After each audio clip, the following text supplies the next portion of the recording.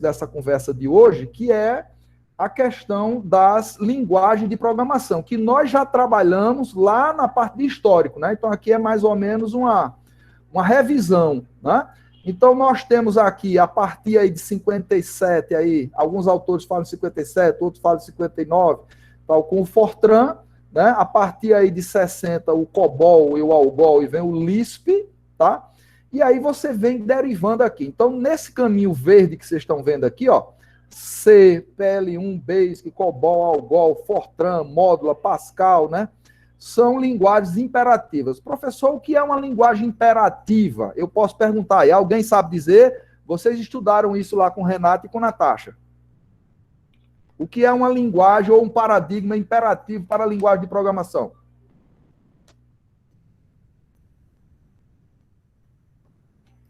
Dalton, Salete. E aí, galera? Vou voltar aqui porque vocês estão dormindo aí. E aí? O que é o paradigma imperativo? Vitória, com o nome desse, só pode ser uma pessoa bem-sucedida, se Deus quiser, na vida. Maria Vitória, me diga aí, o que quer dizer um paradigma imperativo? Lauro Juan, Maria Salete, Edna, Daniel, Dalton. É uma sequência de ordem. Seria isso. Beleza. Vá melhorando. Tem a ver com a sequência de ordem, Laurinho, diga mais. Quem complementa aí? Quem complementa? Lauro deu a dica.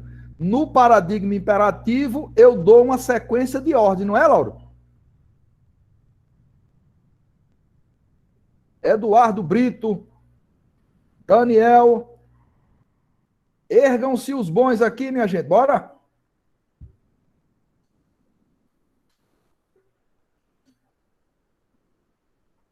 Eu acho que a professora não falou disso ainda não, professor.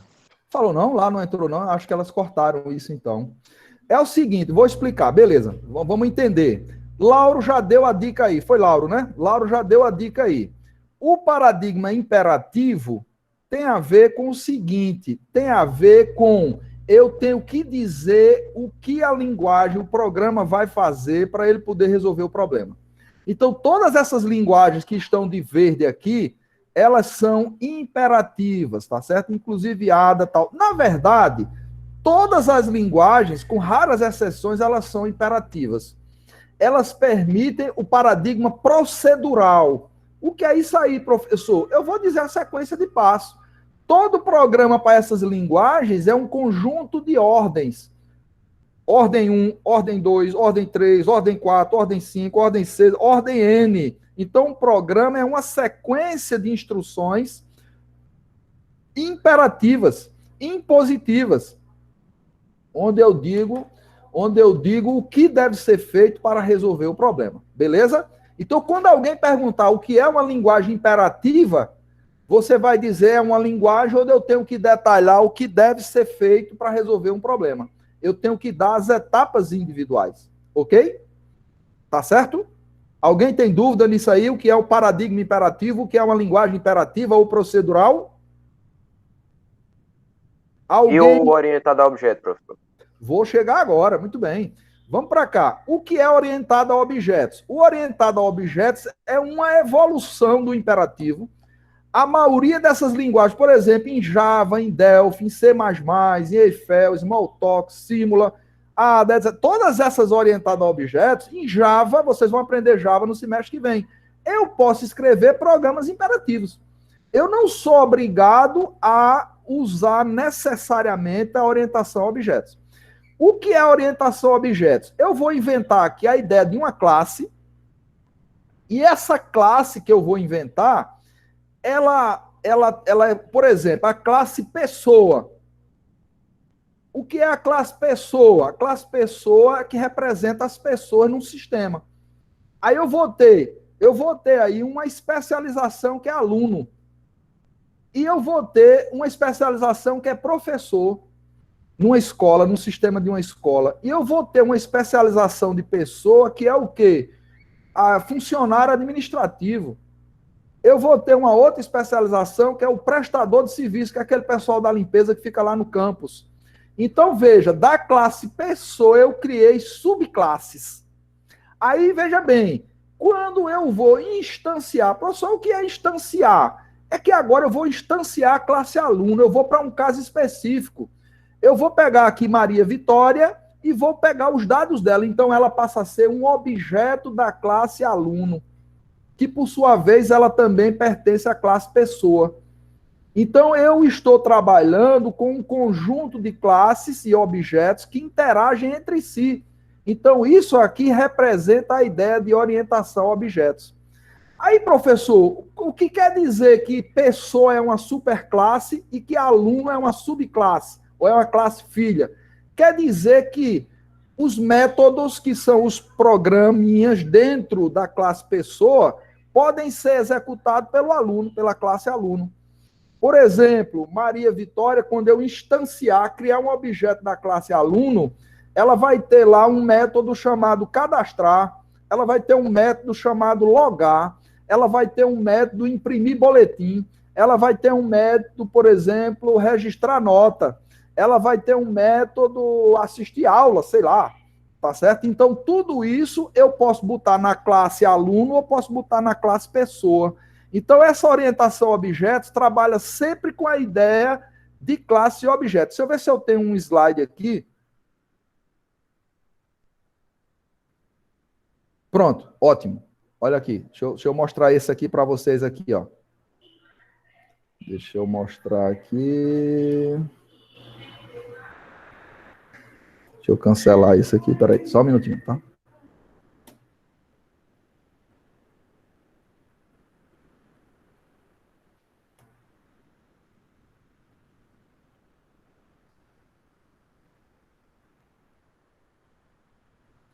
Ó, isso aqui é a aula que eu dou de UML, que é uma linguagem orientada a objetos, certo? Então, ela começa aqui, isso é uma notação para representar objetos. Então, tá aqui, ó, um objeto do tipo pessoa. Então, esse cara aqui, ó, Max Miller, ele nasceu no dia tal, ele mora no endereço tal. Aqui é um exemplo de um objeto. Olha aqui, a relação entre objetos num sistema, ó. O aluno está matriculado no curso, tá certo? E ele participa desse curso na sala tal. Deixa eu dar a parte de classes aqui, ó. Tá aqui, é uma classe, a estrutura dela é assim, ó. Tem um nome, tem os atributos, nome, endereço, data de nascimento, etc, tal, e tem as operações, que são os métodos. Vocês vão aprender isso com o professor Clayton, tá? Aí, por exemplo, aqui, ó, tá um exemplo de uma classe. Olha a classe declarada em Java aqui, ó. Class person, public string, né? Fish name, público, último nome, private, data aqui, protegido, ó. Tá vendo? Eu estou descrevendo essa estrutura aqui, ó. Aí essas classes, ó, eu posso detalhar mais superficial, posso detalhar intermediariamente, ou posso botar bem detalhada. Deixa eu mostrar um diagrama de classe para vocês aqui, ó. Vocês vão aprender no quarto período. Deixa eu mostrar um diagrama aqui.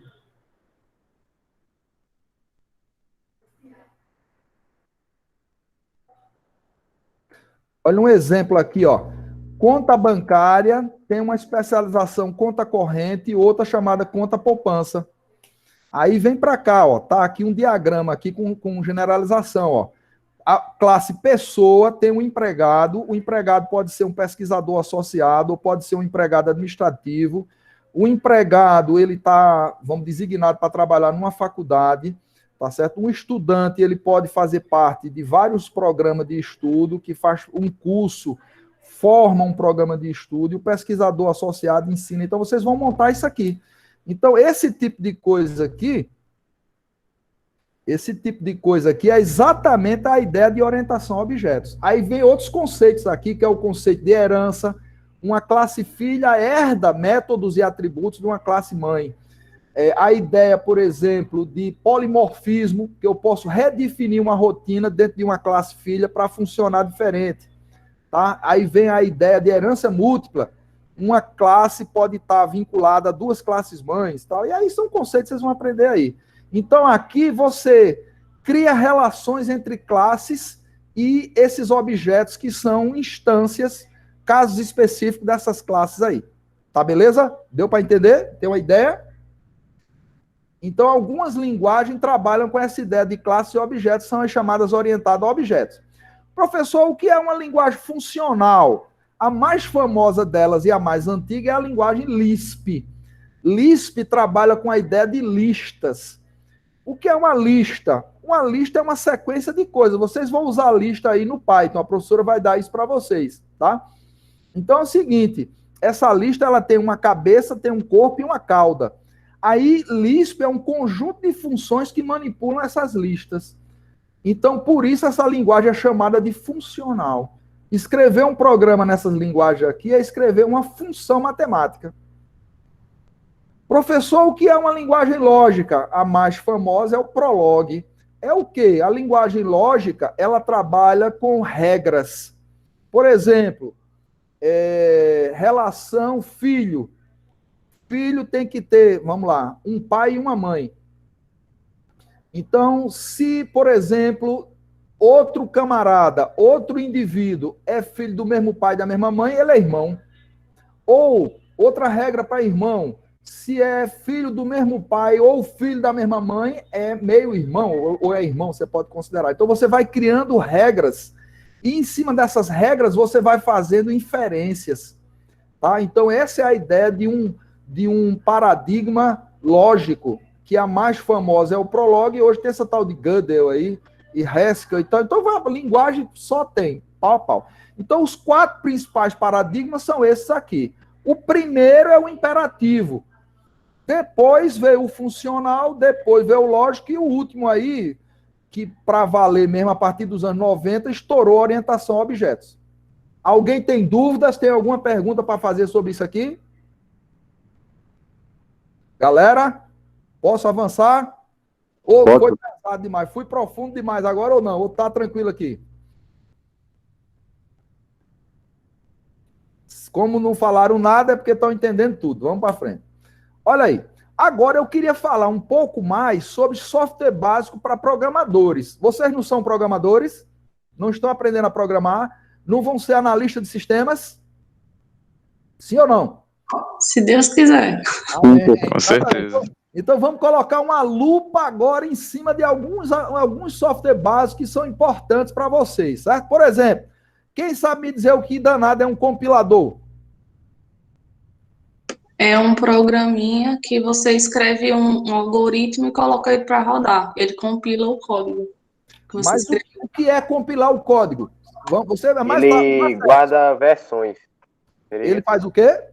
Guarda versões do código. Opa, mais ou menos. Vamos melhorar. Quem pode ajudar aqui? Tá dentro, mas vamos melhorar. O compilador e o interpretador, eles pertencem à mesma categoria de software básico. São os softwares o quê? Começa com T. Quem sabe aí? São os softwares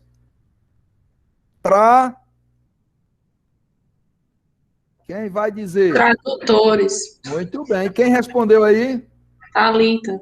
Thalita, olha aí. Se eu pudesse, dava um cheiro em você. Ia dar um chiclete. Se a gente estivesse na sala presencial, eu levo sempre umas balinhas.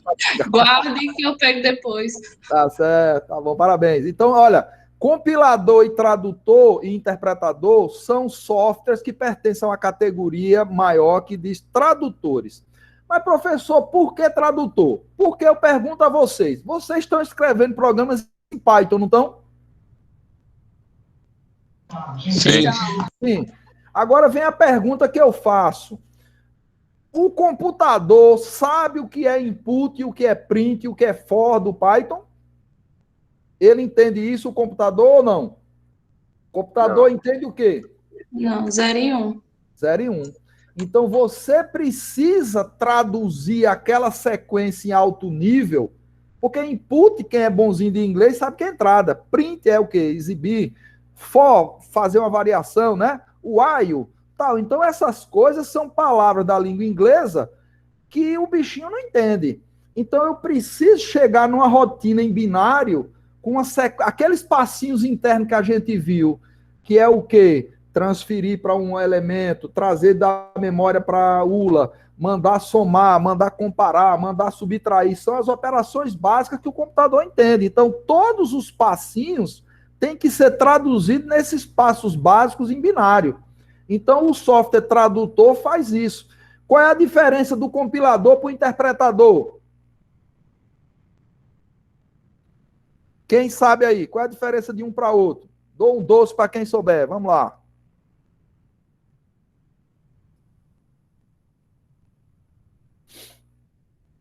Quem sabe? Qual é a diferença de um compilador para um interpretador? Alguém se habilita? Eu vou ter que dizer. Vamos lá. O compilador, ele gera uma tradução definitiva. Eu vou explicar isso com mais detalhe. Ele pega o meu programa fonte, gera um código objeto, que depois ele é link editado, incorporando algumas rotinas do sistema operacional, e ele gera um executável independente do meu código fonte original. O interpretador, ele não gera uma tradução definitiva, ele traduz linha a linha do meu código. Vocês estão usando no Python um interpretador. Então, você não está gerando uma tradução definitiva que independe do código original. Se der um erro na primeira linha, seu programa para. Tá certo?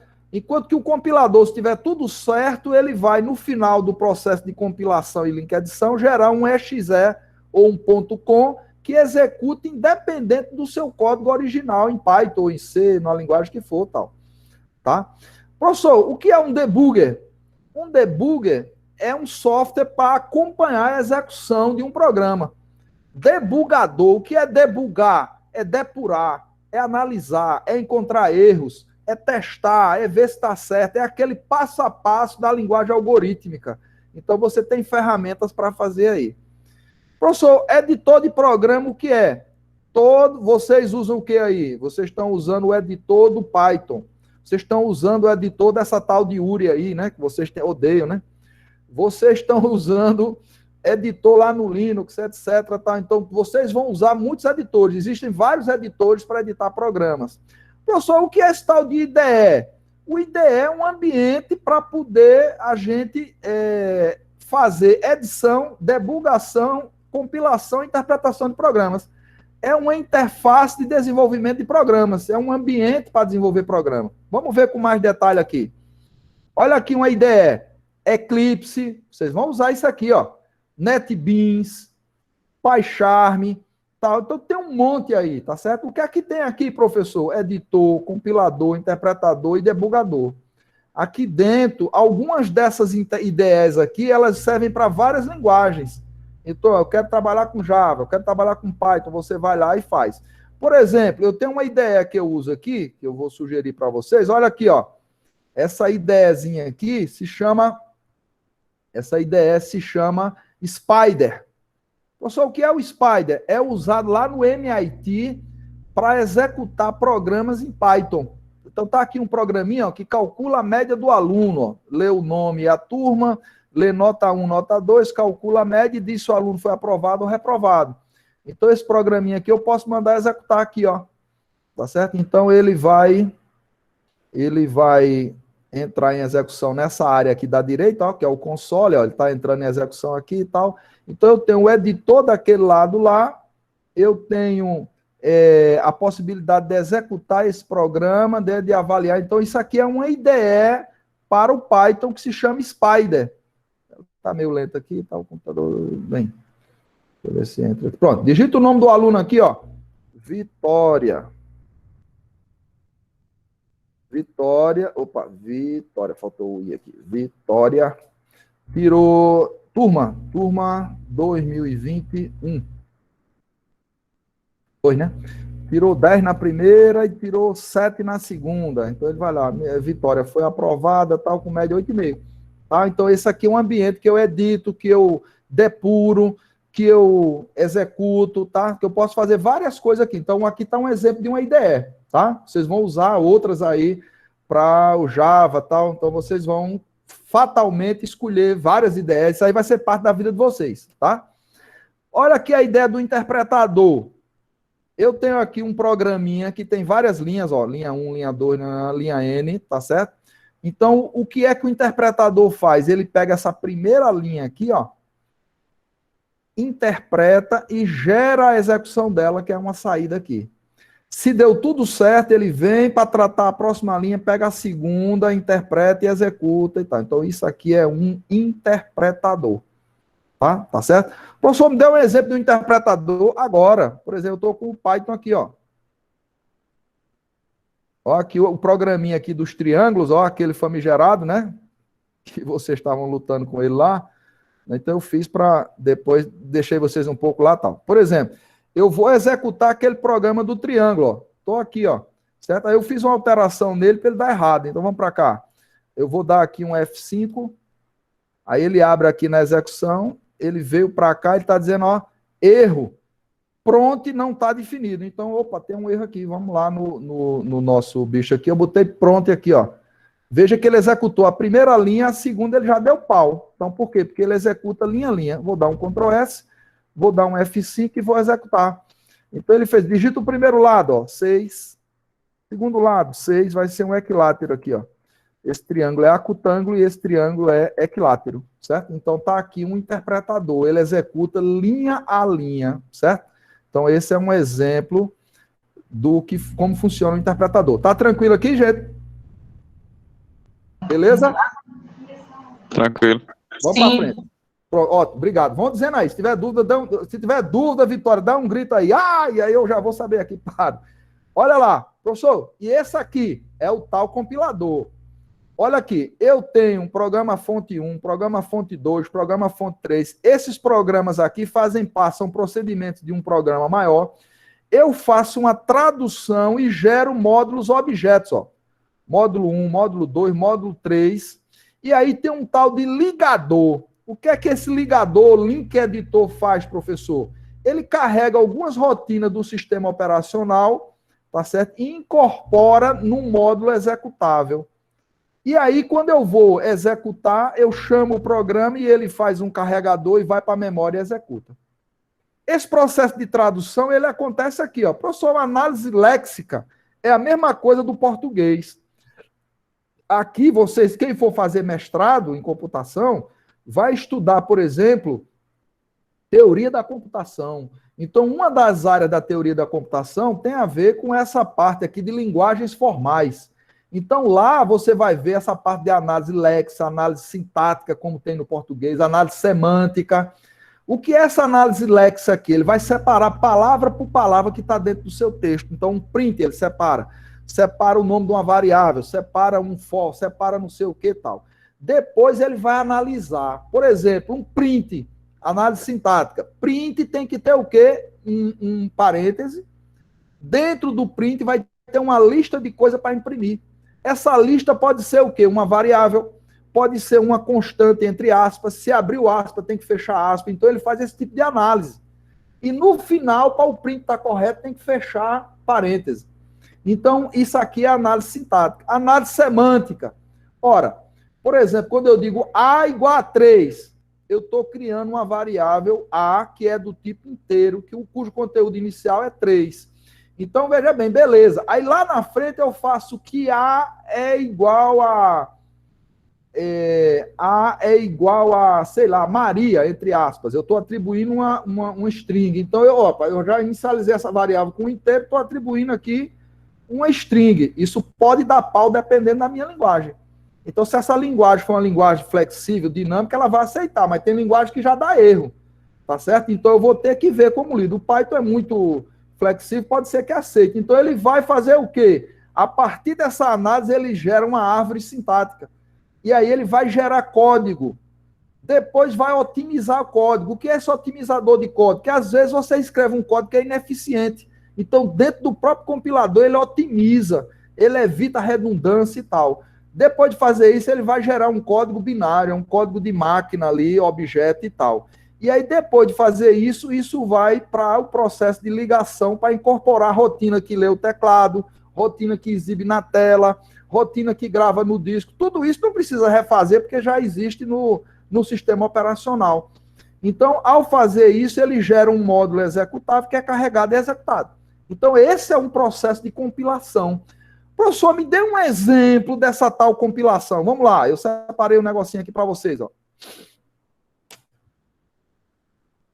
Aqui é o meu Debian aqui, tá certo? Que eu falei que vocês poderiam instalar no computador de vocês sem precisar perder o seu sistema Unix, né? O Windows tal. Então, por exemplo, eu fiz aqui um programinha em C, dá para ver aí? Tá dando para ver aí, Dalton? Estou, professor. Pronto, é um programinha bem simples chamado soma.c, ó. É um programa em C aqui, certo? Então, o C começa com essa inclusão de biblioteca, então ele está botando uma biblioteca padrão de entrada e saída, void meio, ó. Eu botei esse programa aqui, ele, na verdade, todo programa em C começa com a função principal, que é a função main, certo? Então, aqui, deixa eu ver aqui. Deixa eu descer para cá. Eu botei meio aqui, ó. Eu vou apagar esse meio, vou deixar main para ficar certinho, tá? Então, isso aqui é um editor no Linux, chama Nano, tá? Nano. Então, ele é um programinha que lê 2 números e que imprime o resultado. É bem simplesinho. Então, eu vou gravar aqui, ó, para gravar Ctrl-O. Então, Ctrl-O, soma, gravei, e vou sair, Ctrl-X. Então, aqui, ó, tá aqui o meu programa soma.c. Vou dar um cat, que é para exibir na tela aqui, ó. Então, tá aqui meu programinha, certo? Professor, como é que eu faço para compilar aqui? Aí, o compilador aqui se chama CC, tá aqui, ó. CC, espaço, soma.c, traço O, output, né? A saída vai ser um executado chamado soma, um executável soma. Então, vou dar um enter aqui, ó. Ele já compilou. Professor, como é que eu sei? Vamos dar um ls-l aqui, que é um ls trepalhado, soma asterisco. Quero ver todos os arquivos soma aqui. Então, tá aqui um soma aqui, ó, executável. Quando tem X aqui, ó, nos atributos de um arquivo, é porque ele é executável. Então, ele gerou o soma para mim aqui, ó. Tá certo? Então, eu vou executar soma. Como é que faz? Ponto barra soma para ele procurar no diretório atual. Então, ele está pedindo o primeiro número aqui, eu vou botar um 4. O segundo número aqui, vou botar 6. Ele fez a soma aqui, que é 10, tá vendo? Ó? Bem simplesinho. Então, ele compilou e gerou um código executável que independe do meu lá. Agora, eu vou fazer o seguinte, eu vou digitar aqui nano, soma.c e vou botar um erro. Eu vou alterar o programa, ao invés de main aqui, eu vou botar meio. Por exemplo, aqui, ó. Ctrl-O, salvar, Ctrl-X, sair. Vou mandar compilar. CC, que é o compilador C aqui, soma.c, saída em soma. Olha aí. Tá vendo aqui, ó? Estou, professor. Referência não definida main, ó. Tem um erro aqui, retornado, deu um pau aqui, ó. Então, o compilador não gerou código. Então, se eu tentasse executar aqui, ele não tirou. Deixa eu ver aqui, ó. Eu vou mostrar aqui a compilação anterior. Deixa eu ver aqui. ls-l, soma, asterisco. Ó, só tem o soma C, ó. Ele não gerou o código aqui. Então, eu vou chamar o editor, o nano aqui, ó. Vou voltar o programa para ficar certinho aqui. Ao invés de meio, vou deixar main aqui. Tá? Vou gravar. Ctrl-X, vou sair, vou compilar de novo. Então, agora ele vai, ó. Tá vendo, ó? Não deu erro nenhum. Vamos executar. Vamos lá. Tô pegando aqui soma, ele já vem para cá. Primeiro número 5, segundo número 9, soma 14. Beleza? Então, aqui é o processo de compilação. Ele gera, veja que aqui eu tenho o soma.c, que está aqui, ó, e tem o soma, que é o executável que ele acabou de gerar. Então, professor, eu preciso de soma C para executar soma? Não. Compilação é totalmente independente. Você não precisa ter acesso a isso aí, não. Beleza? Tá tranquilo aí, gente? Então, vamos ver agora a diferença de compiladores e interpretadores, ó. Professor, qual é a entrada de um compilador? O programa inteiro. Soma.c. E o interpretador? Uma linha de cada vez. Se essa linha estiver certa, ele executa, senão ele dá pau. E o compilador? Se tiver algum erro, ele diz e não gera o código executado. Qual é a saída do compilador? Ele gera um código objeto, que é usado... Ali o CC, Dalton, ele não é só compilador. O CC já tem o link editor também, que ele incorpora as rotinas do sistema operacional e gera o exe, tá? O código executável. Então, aqui, mas a saída mesmo do compilador é um código objeto. E o interpretador? A execução daquela linha que foi traduzida e vai ser executada. Qual é a forma de trabalho do compilador? Traduz tudo antes de executar. E do interpretador? Traduz uma linha e executa aquela linha. Qual é a velocidade, diferença de velocidade? O compilador é mais rápido? É. E o interpretador é mais lento. Mas, professor, para que eu quero usar um interpretador? Quando eu estou desenvolvendo um programa, ele é excelente porque me ajuda a tirar os erros. Enquanto que o compilador, toda vez eu tenho que recompilar. Esse códigozinho nosso não era bem pequenininho, né? Tinha umas 10 linhas. Mas imagina você escrever um programa de 1000 linhas. Tem programas de milhões de linhas, sistemas com várias. Então, quando você vai... Aí é fatal, tá certo? Professor, alguém usa o HD aí, o compilador grava no HD, como eu mostrei a vocês. Enquanto que o interpretador não grava um arquivo definitivo. Tratamento de erro. O compilador mostra todos os erros, enquanto que o interpretador só aquela linha. Quando eu vim aqui para o Python, vou voltar aqui no Python, eu consertei, ó. Vou botar um erro aqui numa linha lá embaixo, ó. Vou botar um erro numa linha aqui, sei lá. Vou botar aqui, ó, pronto e aqui, ó. Então ele vai executar, vou gravar e vou executar. Ele vai executar todas as linhas. Digita o primeiro lado, 7. Digita o outro lado, vai ser o isósceles agora, 8. Ó, deu um pau lá embaixo, ó, na linha pronta. Então ele saiu executando tudinho, mas errou naquela linha lá. Vamos ver lá, vamos consertar aquela linha. Então eu vou botar aqui o print, ó. Ele vai conseguir passar. Ctrl S, F5 e tal. Então ele executou todas essas linhas até essa linha aqui, ó. Tá? Primeiro lado, 7. O outro lado, 7. O outro lado, 9. Então é um triângulo acutângulo. Deu certo. Então ele só dá pau naquela linha em que você deu o problema lá. Então eu exibo o erro linha a linha. Tá? Professor, a depuração no compilador é mais difícil. E no interpretador, fácil, porque ele para linha a linha. Então eu vou matando linha a linha. O compilador dá uma página de erro. Um programa muito grande, você fica doido.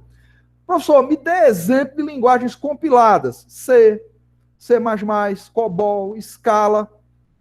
Linguagens interpretadas, Java, PHP, Python, Lua, Ruby. Professor, mas Java eu posso compilar? Veja, a compilação de Java, ele gera um tal de bytecode, vocês vão ver aí.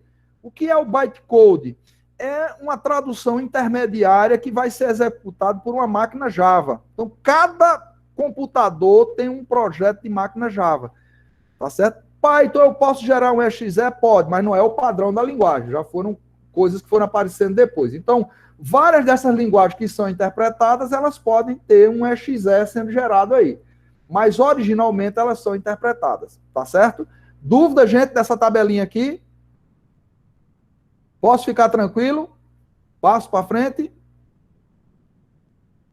Dúvidas? Tranquilo. Beleza, amém.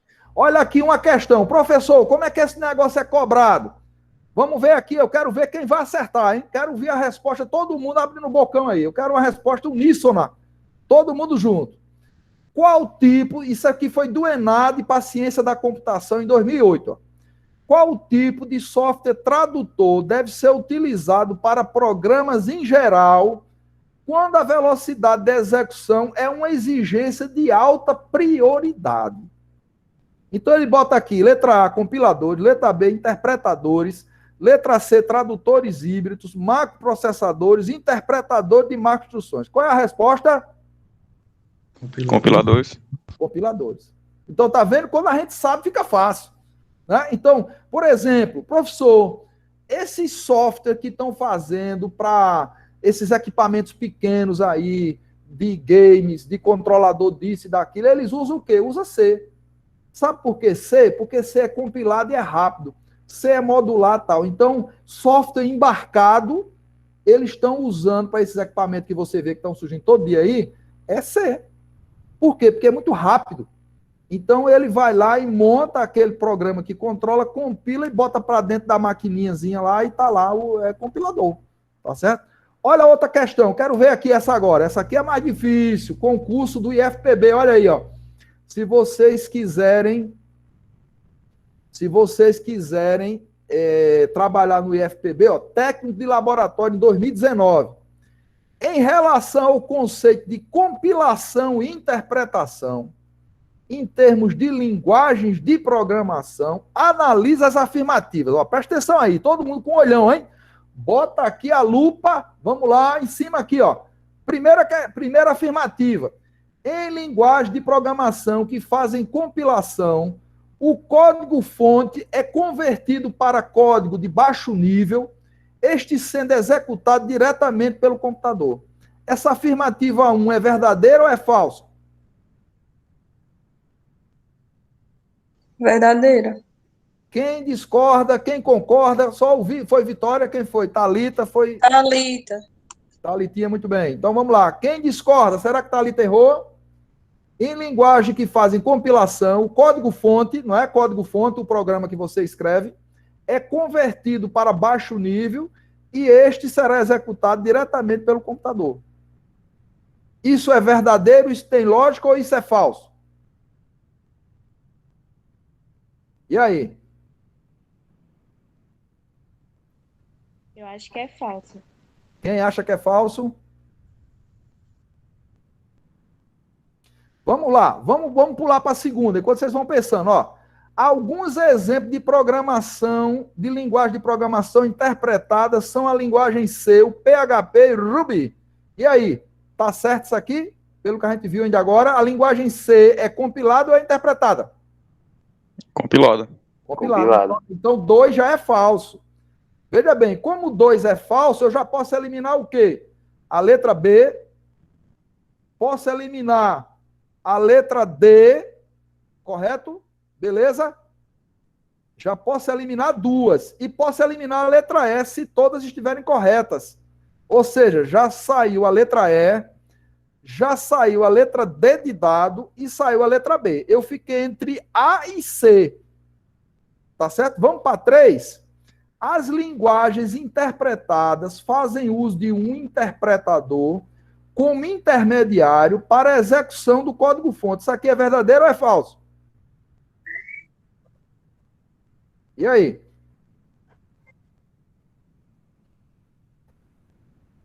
A linguagem interpretada faz uso de um interpretador como intermediário Eu acho que é verdadeiro. o código-fonte. Quem acha que é verdadeiro disso aí agora? Lauro. Laurinho, aí. Para mim, é verdadeiro também. Entendeu? Então, veja Porque bem. Quem discorda aí? Quem acha que a 3 é falsa? Ou todo mundo acha que a 3 é verdadeira?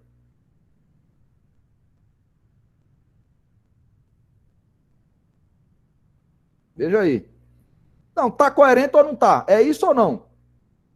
Questão de coerência. O que é que o interpretador faz? 3 é verdadeiro ou é falso? Eu acho que é verdadeira, porque ele lê o código-fonte, não é? O interpretador. Isso. Vai traduzindo linha a linha. Aqui ele não está entrando no mérito se é de uma vez ou se é linha a linha. Ele está dizendo que ele usa do interpretador como um intermediário, um tradutor, para executar o código-fonte. Isso aqui, em linha geral, está certo ou está errado? A Tá 3. certo. Certo. Então, se 3 é verdadeiro, eu só posso ter uma resposta aqui. Qual é ela? Letra C. C de casa. Né? C de cascão, né? C de cucuia, C de cacau, não tem como ser diferente, tá certo? Então, por exemplo, a 1 vai estar correta também, tá certo? Por quê? Aqui ele não entrou em detalhe da link edição, aqui é superficial, veja que é um concurso para técnico de laboratório. E até por eliminação não pode ser, não tem a opção só 3 aqui. Então, você tem que vir para a letra C de casa. Então, isso aqui é concurso aqui, ó, 2019, para técnico laboratório, salário de R$3.000 aqui no IFPB. Beleza? Tranquilo? Posso avançar? Professor. Vamos para frente. Professor? Oi, querido, diga. Volta aí nesse slide anterior só para perguntar uma coisa. Não, pode falar. O que seria esse código de baixo nível aí na primeira alternativa? Código binário. Tá certo? Isso aqui é o seguinte, lá na minha playlist lá do YouTube de programação, aquele cursinho de programação que eu mandei para vocês, eu mostro exatamente isso aí. Quer ver? Deixa eu ver se eu pego aqui rapidinho, me dá só um minuto aí. Deixa eu pegar aqui.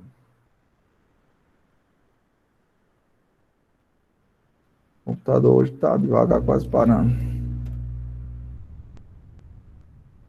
Depois que eu instalei o imposto de renda, acho que eles estão me espionando, tô lascado.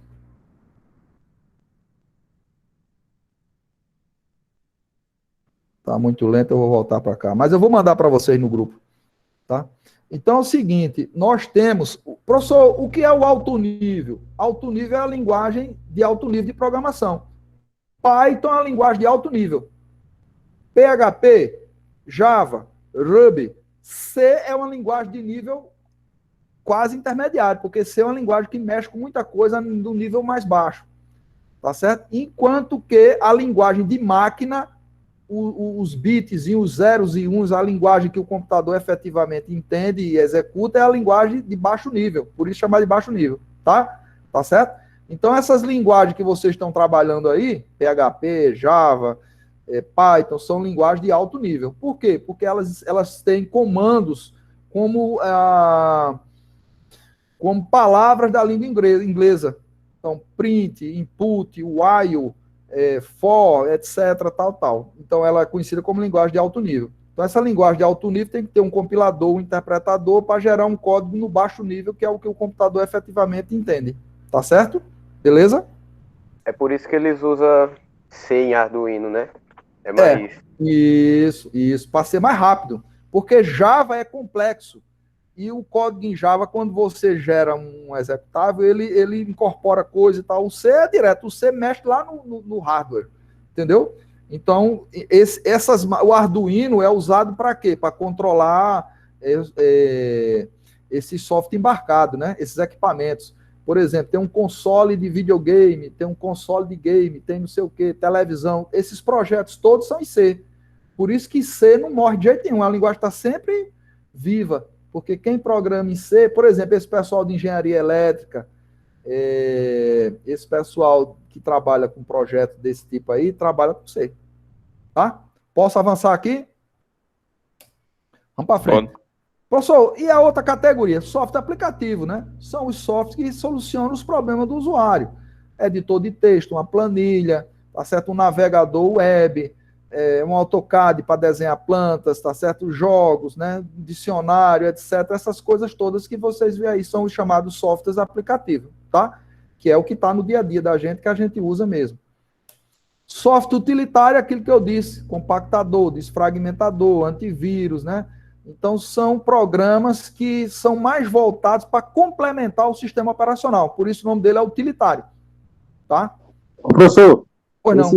esse software aí, aplicativo e utilitário, qual a linguagem que eles são feitos, realizados? Ah, beleza. Aí é o seguinte, boa pergunta.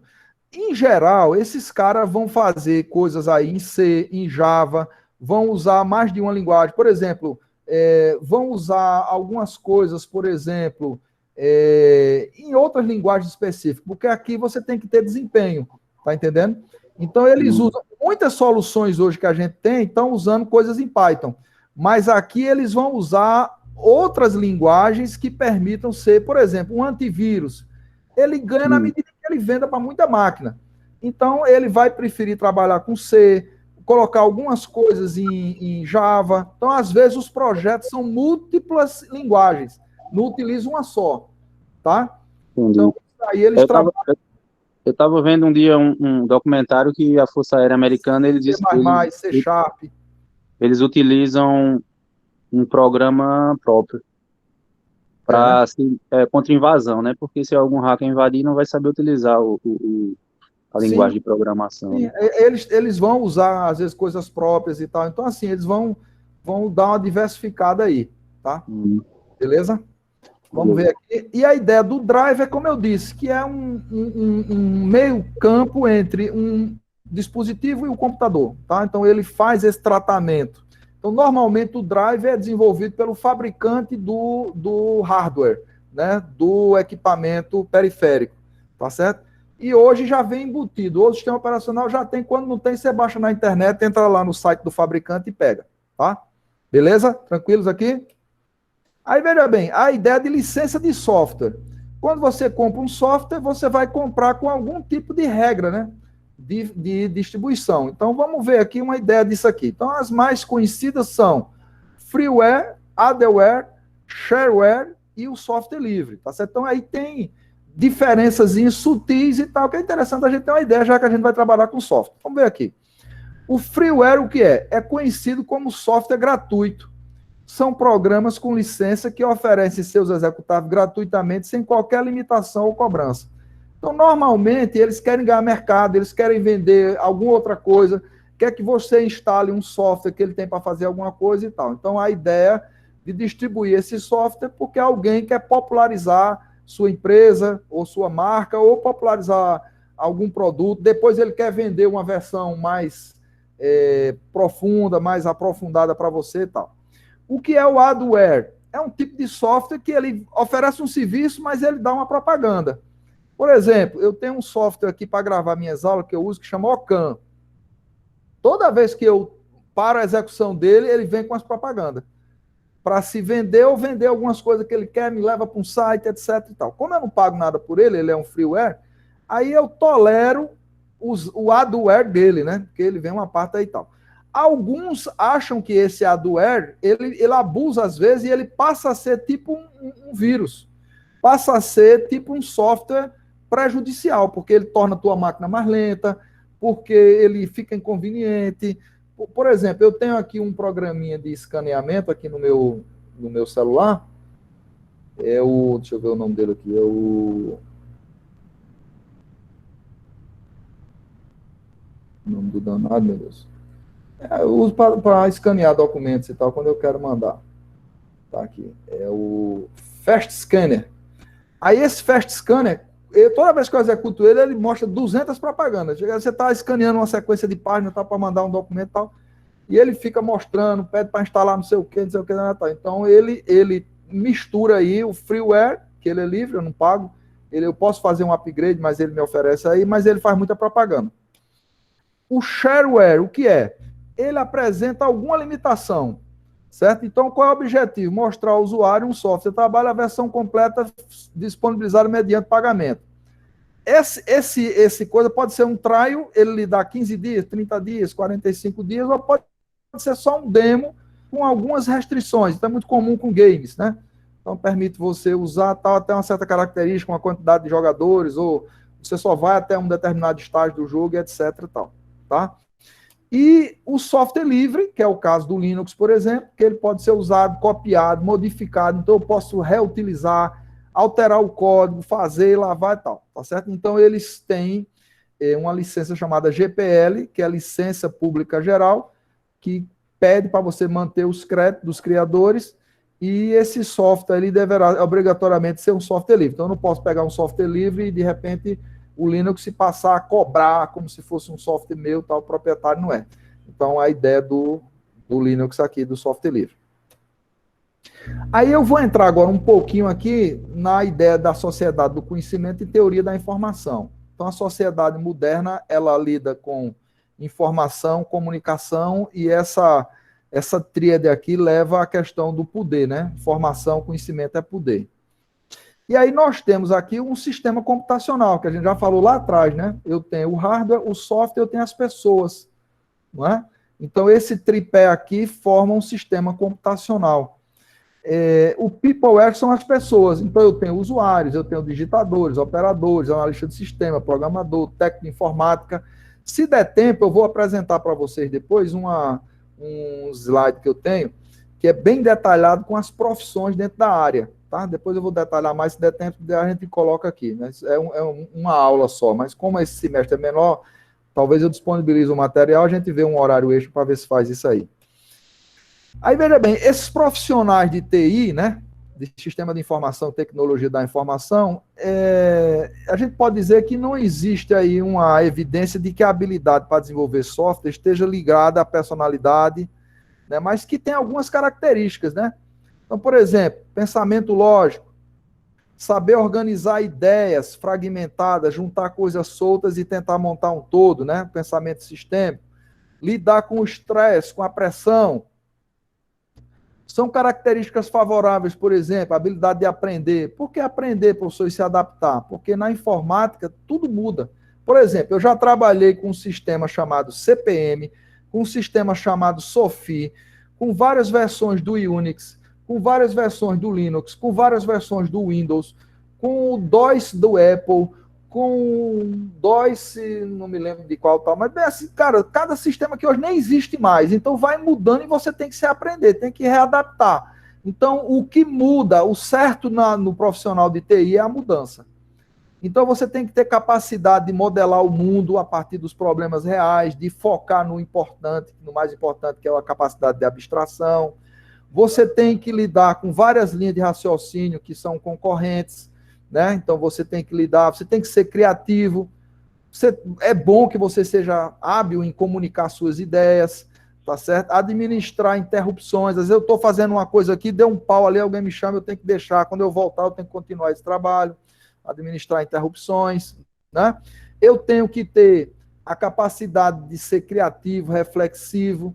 Muitas vezes eu vou trabalhar em grupo, mas muitas vezes eu vou trabalhar só, tá certo? Então, a engenharia de software, eu vou trabalhar em equipes, eu vou compartilhar ideias diferentes das minhas, eu vou conviver com pessoas com cultura diferente, né? Então, as empresas buscam funcionários que trabalham em times e é muito comum a empresa estabelecer metas que você tem que cumprir.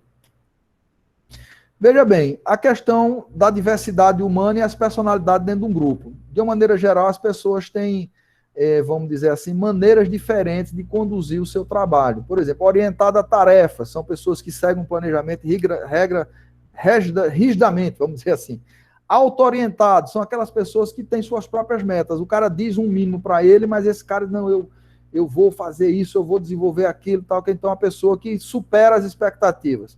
Orientado a interações, é motivado pela presença e interação com os outros membros da equipe. Você está sendo estimulado, você está sendo direcionado, você conhece pessoas assim, né? Então, esse perfil das pessoas dentro de um grupo. Um pouquinho de teoria de sistemas. O que é um sistema, se eu perguntasse? Então, na teoria de sistema, é um conjunto de elementos concretos ou abstratos, intelectualmente organizados. Por exemplo, vamos falar aqui de um sistema acadêmico aí. Então, um sistema acadêmico tem aluno, tem professor, tem disciplina, tem curso, né? Tem nota, tem isso, tem aquilo. Então, um conjunto de elementos que você vai montando uma coxa de retalho e vai montar um sistema acadêmico. Por que é que se fala em análise de sistemas? O que é um analista? O que é que vocês vão fazer? Vocês vão estudar processos, vão estudar como é que as coisas acontecem, como é que uma folha de pagamento funciona, como é que uma contabilidade, como é que um sistema de e-commerce, como é que uma empresa, uma fábrica trabalha com um sistema de controle da produção, que vai ter metas, que vai ter composições de elementos que formam um produto, que vai ter pessoas alimentando e tal. Então vocês vão estudar, vocês vão analisar essas partes que compõem um todo e vocês vão racionalizar processos. Então isso é a análise de sistemas. A análise é decompor o todo em partes, enquanto que a síntese é juntar as partes e compor o todo, tá certo? Então, o analista é um cara que decompõe, que bota um olho sobre uma coisa e estabelece as partes, como elas se comunicam, como é que elas se encaixam, a ordem que as coisas acontecem, quem é que é prioritário, quem não é. Então, isso é o papel do analista de sistemas. Professor, e o que é um sistema de informação? É um conjunto organizado de pessoas, hardware, software, rede de comunicação e dados que são coletados e transformados, processados em informações dentro de um ambiente organizacional. Então, isso é uma definição de O'Brien, 2004. Tá? Então, isso tudo é um sistema de informação. Me dê exemplos aí, professor. Sistema de controle acadêmico, sistema de folha de pagamento, sistema de gestão, sistema de clínica médica, sistema de controle de produção, sistema de venda, sistema de controle de estoque, sistema, meu amigo, é demais. Então, esses sistemas, eles podem ser isolados ou eles podem ser integrados, onde a informação de um alimenta o outro, né? E que o conjunto deles tem uma visão macro da empresa e do resultado, da eficiência, né? O retorno financeiro e etc. Lá vai. Então, isso aqui dá uma ideia da teoria de sistemas que nós vamos trabalhar e vamos desenvolver.